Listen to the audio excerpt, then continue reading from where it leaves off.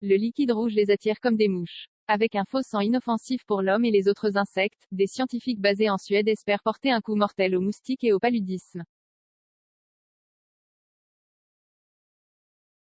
Le produit mis au point avec du jus de betterave par une équipe de l'Université de Stockholm se veut une alternative à l'utilisation de pesticides nuisibles à l'environnement et à la santé humaine, en complément des progrès effectués pour mettre au point un vaccin contre le paludisme et ses quelques 630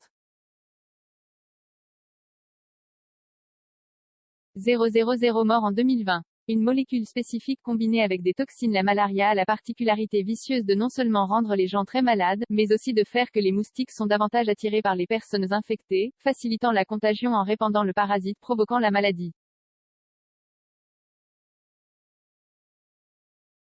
En 2017, Nushin Emami et d'autres chercheurs ont découvert que ce phénomène était lié à une molécule spécifique, l'HMBPP, produite lorsque le parasite en question s'attaque aux globules rouges de la victime.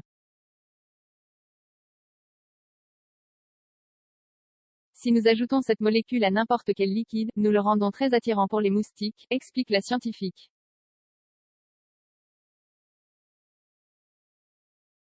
En combinant la molécule avec une quantité infime de toxines, les moustiques l'avalent et meurent, en quelques heures, sans avoir même besoin d'utiliser du vrai sang pour les attirer. L'objectif est également d'utiliser des composés mortels inoffensifs, respectueux de l'environnement et faciles à obtenir, dit-elle.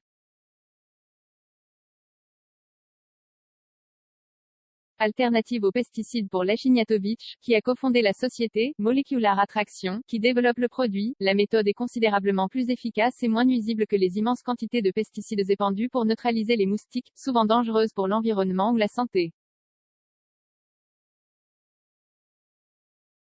Les pesticides tuent tous les types d'insectes avec lesquels ils entrent en contact.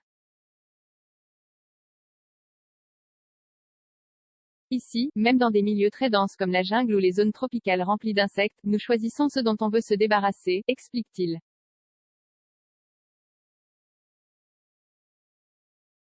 Au lieu d'un tapis de bombes, résume l'expert, il s'agit plutôt d'une bombe, dirigée vers une cible particulière. Selon l'ONS, les pesticides sont aussi de moins en moins efficaces contre les moustiques, avec 78 pays rapportant des cas de résistance des moustiques à au moins un des 4 insecticides les plus courants, et 29 nations pour les 4. Une méthode applicable pour d'autres maladies? Si l'équipe suédoise s'est concentrée sur le paludisme, sa méthode a aussi le potentiel de s'appliquer à d'autres maladies véhiculées par les insectes, comme celles propagées par le virus Zika.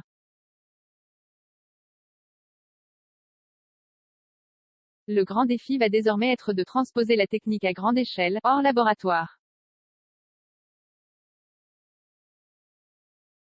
Anders Lindström, un chercheur spécialisé dans les moustiques à l'Institut vétérinaire de Suède et qui est indépendant du projet, se dit prudemment optimiste.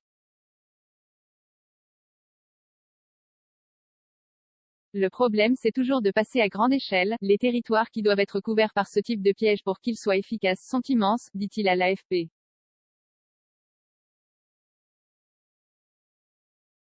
Il faut aussi pouvoir assurer la continuité de l'opération, ce qui peut s'avérer difficile dans des zones reculées ou en guerre.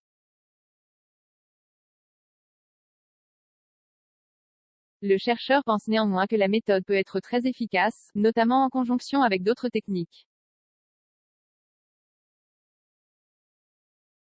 0 commentaire 20 partages partagé sur Messenger, partagé sur Facebook, partagé sur Twitter, partagé sur Flipboard, partagé sur Pinterest, partagé sur LinkedIn, envoyé par mail, sauvegarder une faute?